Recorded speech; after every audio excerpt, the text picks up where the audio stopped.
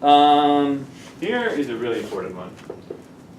The limit as x approaches a of the product of two functions. This seems perhaps a little bit more complicated. The limit as x approaches a of f of x g of x. Actually, we talked about this already. What's the answer? Yeah. And again, so you can get number 4 from number 5. You can get number 4 from number 5. Yep, that's true. So again, this works, and this is a very important proviso. This is provided both limits exist. Provided both limits exist on the right.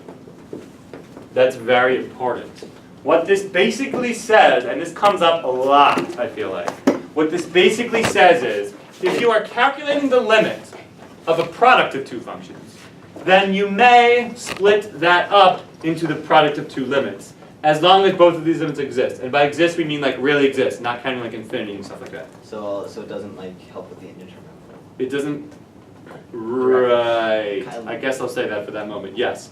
Matteo. Wait, so like if you're just calculating it out and you got the limit of for f of x was 0, would you have to go through and calculate g of x too and see if it doesn't exist and then like say it doesn't exist? If one of them's 0. If one of them is 0 and the other one is a number, then the product is 0. But if one of them is 0 and the other one is like infinity, Does not exist. then funny business. No, it's not. Does not exist. It's indeterminate.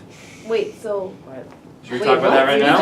Wait, we Okay, already talked so about. we kind of talked about it. It's slightly different. So Matteo, we've talked about the 0 over 0 indeterminate form, right? Yeah. And I gave you a bunch of examples of that.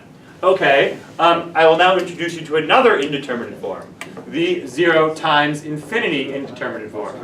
Which, yes, I was about to say, many of you might recognize as being basically the same thing.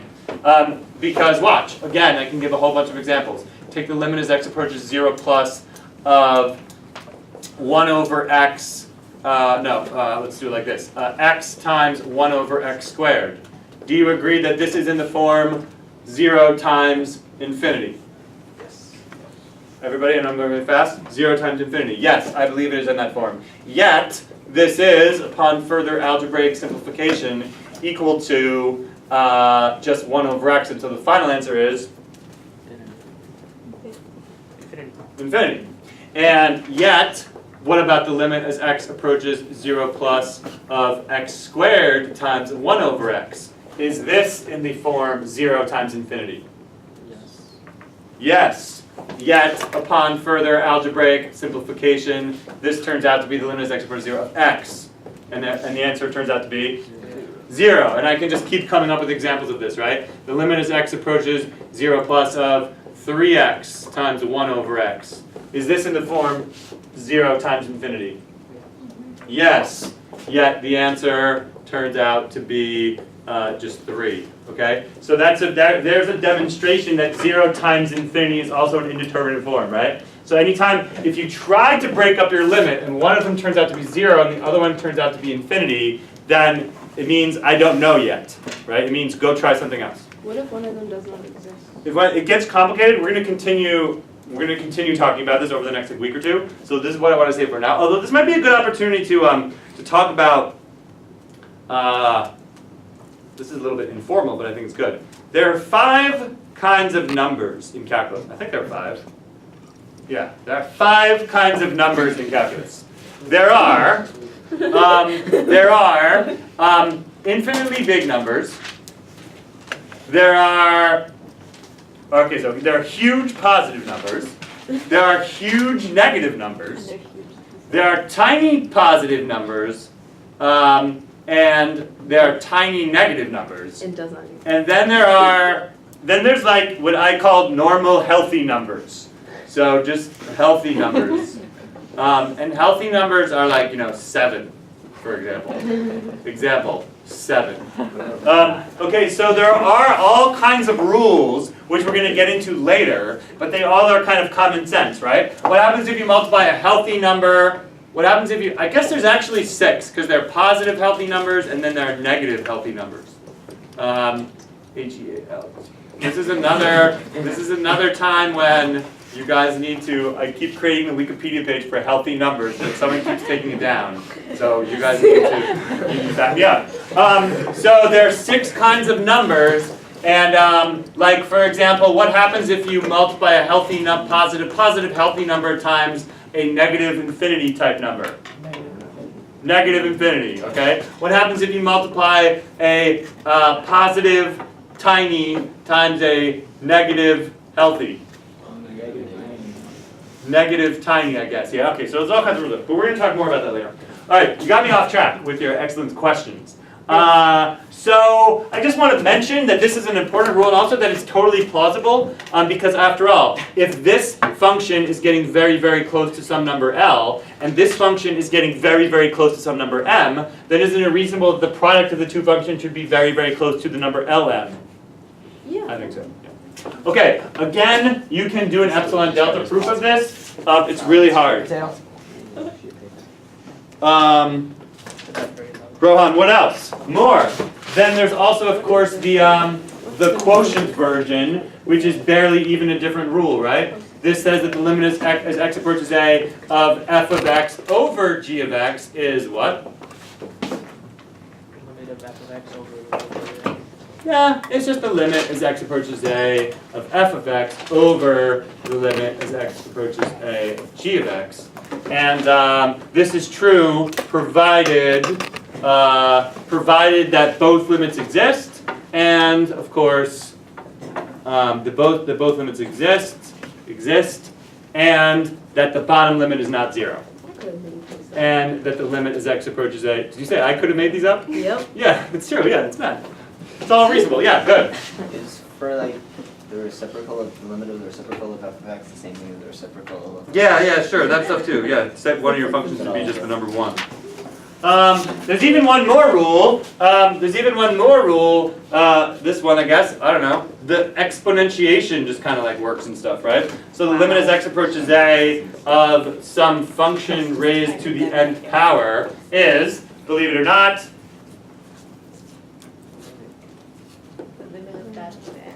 the limit raised Oh my gosh, this is too much writing. to that power. Okay, it's like a lot of writing. Like the limit writing all. Okay. So. We have a lot of rules. Let's recap them for the moment, and then what I would like to do is put this all together into one kind of like big rule.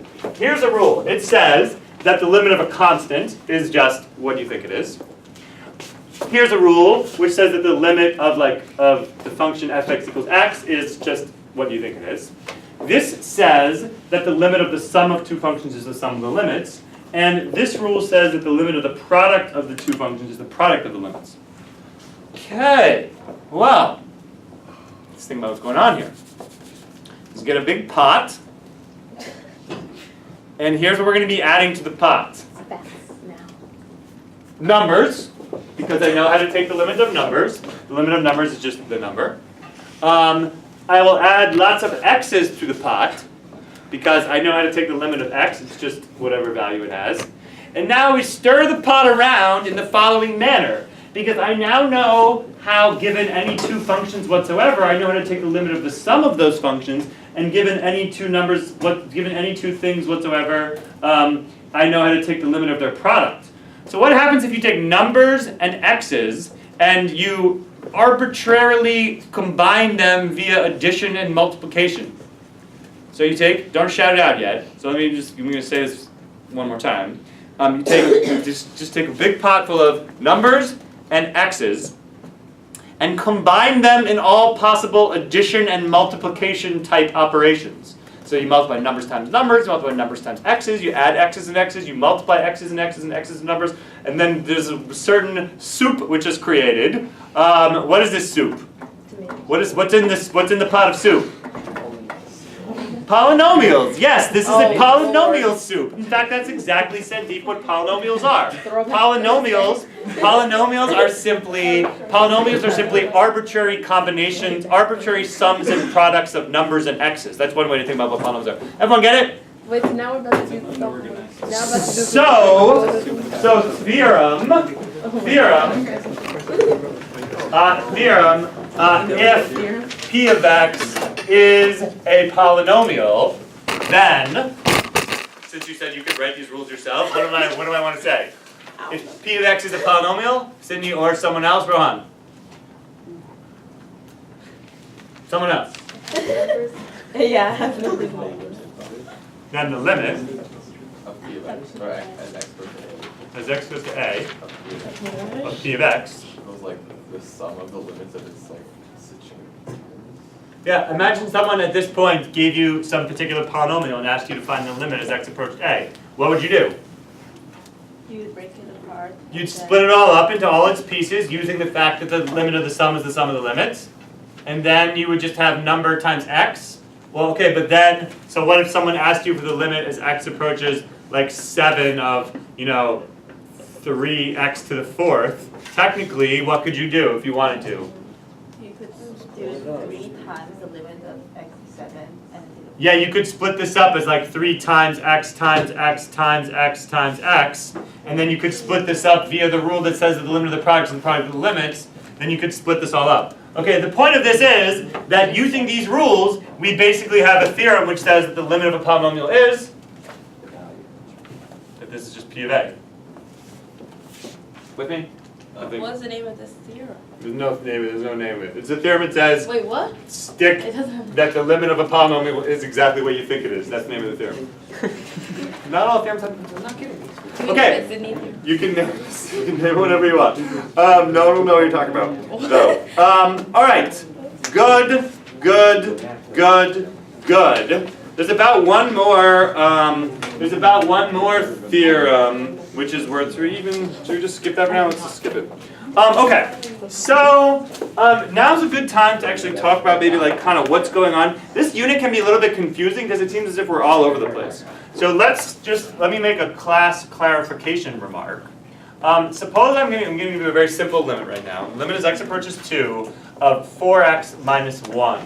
I claim that this, what is this? It's a 7. Okay, so there are 4 kinds of things that I might ask you to do with respect to a particular limit. All right?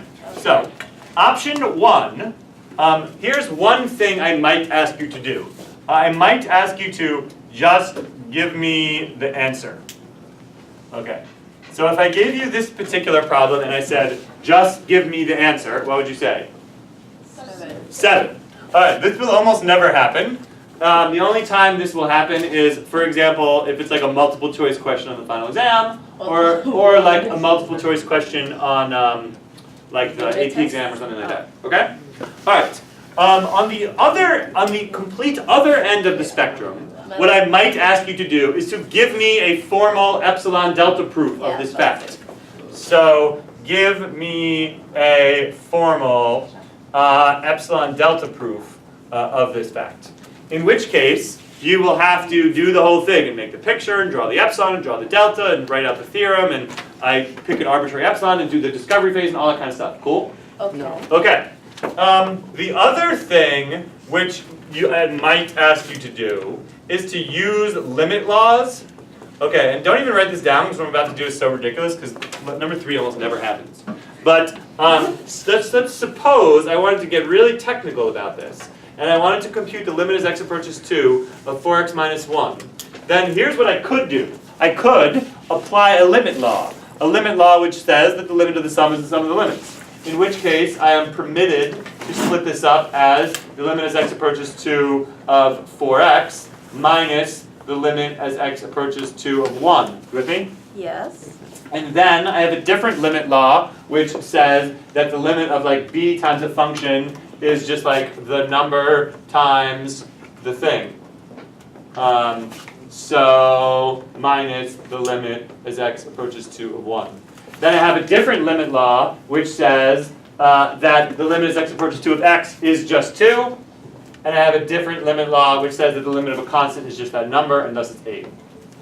Okay, this is kind of tedious. 7. Whoa. 7.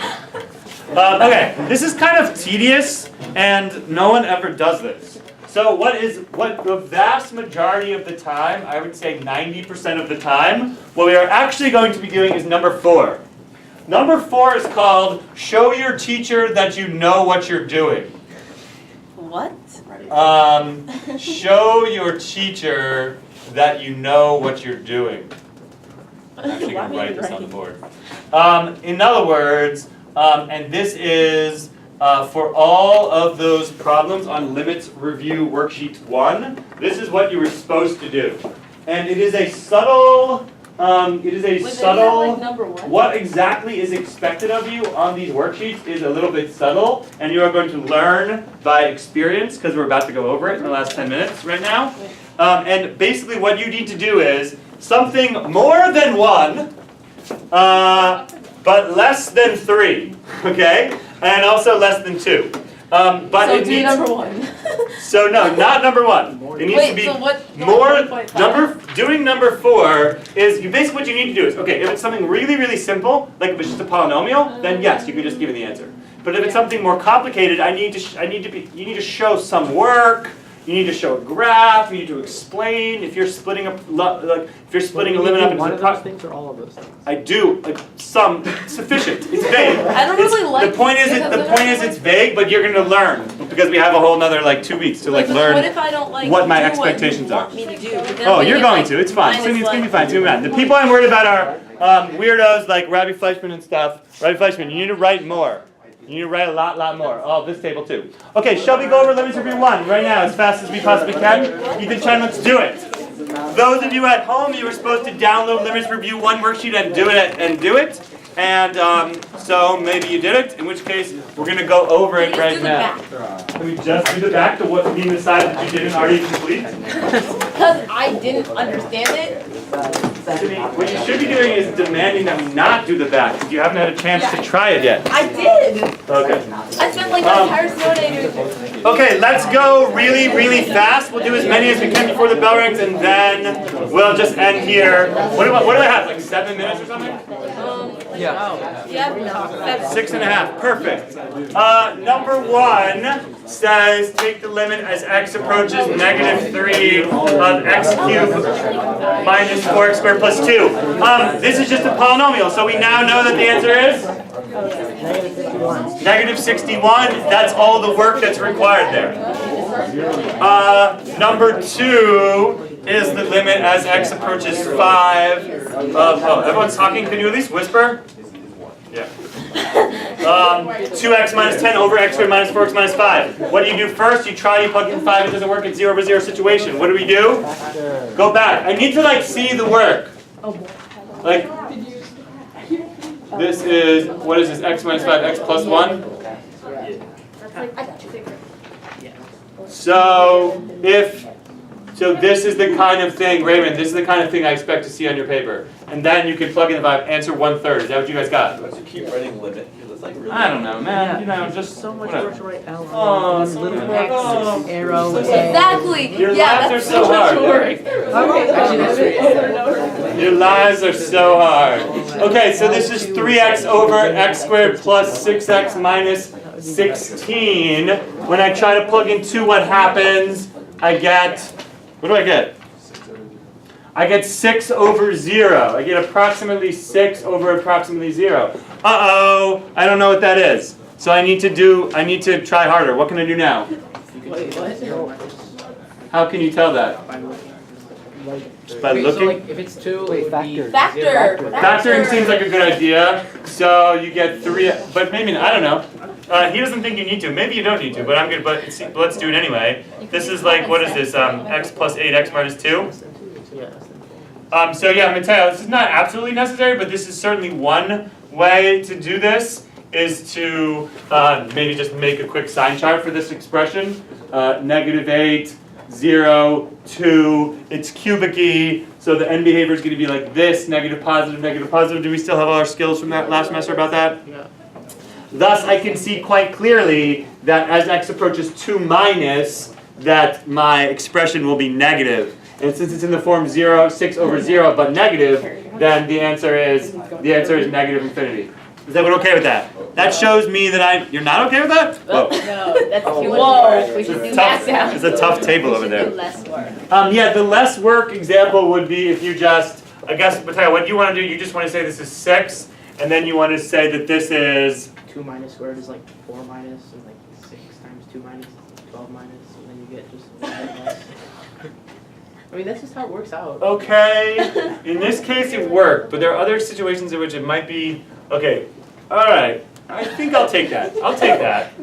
But I don't know if I will take that, because why is that 0 minus? You'd have to write me something like this is a little bit less than 16 or something. Yeah, for me to really be convinced that you know what you're talking about.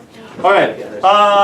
What else? Take a problem like number 4. Number 4 was the limit as x approaches 0 plus of absolute value x over x. What's the answer? Doesn't One. No, because it's 1 plus. No, 1. Okay, this is actually an interesting function, absolute value x over x. What does it look like? I don't know, I said I got small Negative, it positive looks like over that. small positive. How about when x is positive? When x is positive, what does this look like? 1. This is 1, I agree. When x is 0, what is it? Negative. It does not exist. Undefined. How about when x is negative? If x is like -2, for example, then it's like 2. Oh, -2, yeah, so this is the famous like Signum Function or something like that, which is like Latin for sign. This is the function which tells you, basically answers the question, am I positive? Or something like that. It's a 1 if it's positive, it's -1 if it's not. So at 0, this function would be undefined, but at 0 plus, it's just going to be 1. What I need you to do for a problem like this is for me to know that you know that the formal definition of absolute value is that it's x if x is positive and negative x if x is negative. And so the way we deal with absolute values in calculus is we get rid of them. Are we still good with battery and stuff? Yeah. So if you wanted to do this graphically, I would accept this answer as a graph, and then you would just write 1. If you want to do it so-called analytically, then you would have to say something like this, and then write something like, because x is positive. And now you're showing me that you know that when x is positive, the absolute value of x just is x. With me? And then this is therefore just 1. Okay. What about number 5, the limit as x approaches 4 of root x minus 4? I think we now know something that maybe you didn't know before. What's the answer? That this does not exist. It does not exist because of that technicality. It does not exist because the limit as x approaches 4 from the left of root x minus 4 is 0, but the limit as x approaches 4 from the right is does not exist. Oh, did I do it wrong? Oops. So I'll just switch those. The beauty of whiteboards. Now there's no proof that I ever did that incorrectly. Except the video. Good. Yes.